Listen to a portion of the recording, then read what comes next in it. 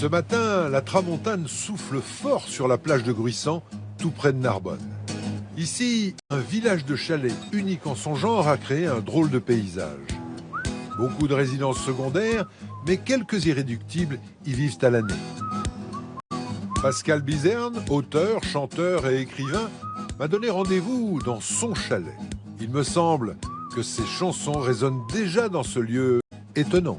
J'ai failli faire le tour de la terre, j'ai failli croire en Dieu. C'est un drôle d'endroit quand même ici, c'est un peu particulier.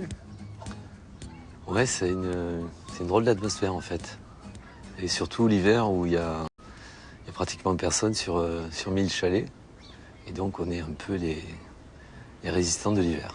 Voilà. Tu vis ici depuis combien de temps? Là, ça fait 25 ans que j'habite ici. J'ai vraiment eu un coup de foudre pour cet endroit. Dès que vous passez la petite route des chalets, j'ai vraiment l'impression de rentrer dans une bulle. Alors comment t'as choisi? Il y en avait qu'un de libre ou... Oui, j'ai choisi le moins cher. Non, surtout ce que je recherchais, c'était quand même au départ, c'était d'avoir un vrai chalet en bois, quoi, une cabane, quoi. Et puis j'aime bien l'idée aussi d'être terré au milieu des chalets. Voilà, c'est ma tanière, c'est mon antre. Puis t'écris aussi, j'ai vu sur la table, Oui. il y avait plein de feuilles et tout. Ouais. J'écris toute l'année et puis cet endroit, justement, ça s'y prête parce qu'on est vraiment à part les mouettes qui font du bruit. J'essaie de leur parler de temps en temps. Et ça rend un petit peu fou, mais au niveau concentration et plaisir d'écriture ici, c'est parfait. Mais là, c'est des chansons que tu écris ou... Non, là, j'écris des micro-romans et chaque petite histoire correspond à un jour de l'année. Tu me fais visiter la cabane? Allez. Ça, c'est la pièce principale, quoi. Ouais. Bon, de toute façon, en gros, c'est des 2 pièces, quoi. Ouais, c'est 2 pièces. Après, il y en a des plus grands. Là, ici, c'est assez sommaire, mais ça me suffit. Voilà, ça, c'est ma table de travail.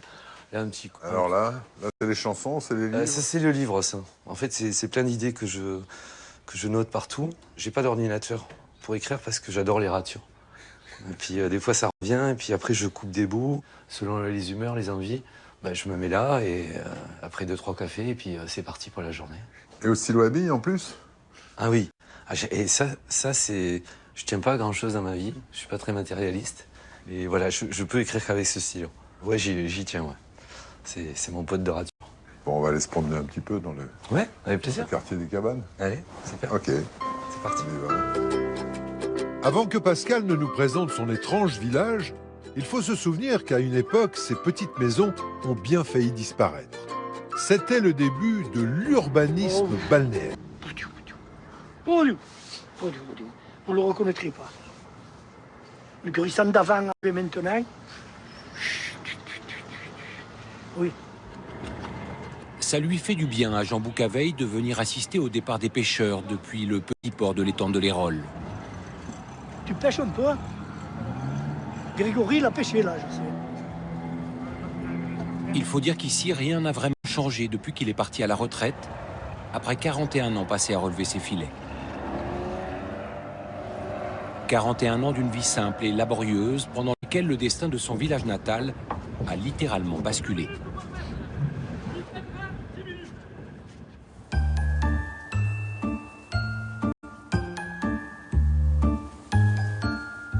Gruissant n'a longtemps été qu'un hameau de pêcheurs perdus entre dunes et lagunes. Mais à la fin des années 60, Jean Boucaveille assiste à la métamorphose de ce bout de côte, longtemps boudé par les touristes. Ils ont creusé, ils ont creusé un peu partout. Pour faire le nouveau port. Ils ont creusé surtout le nouveau port. Voilà. Ils ont fait des bassins, ils ont fait des ports, tout ça. Puis après, petit à petit, le port s'est construit. Il y avait d'abord petit à petit. Il faut dire, pas d'un coup, mais petit à petit.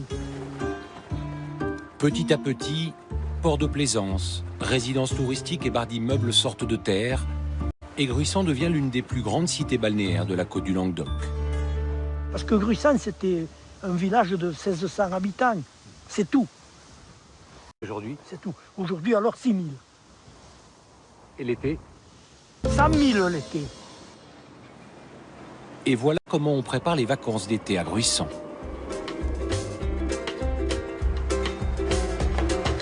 Nelly Dubois et ses collègues de l'Office du tourisme s'essaient au gyropode. Un moyen ludique de découvrir l'un des parcours du programme Odyssea. Ce concept touristique qui tente d'associer activités culturelles et nouvelles technologies, sans oublier d'y glisser un brin de fantaisie. Donc là, on arrive au château de Gruissant. Première étape du parcours, le château de Barberousse qui domine Gruissant, avec bien sûr un soutien visuel sur une tablette dernier cri. C'est évidemment pas du tout comme ça. Là, vous arrivez donc sur une borne Odyssea, la borne du château de Gruissant.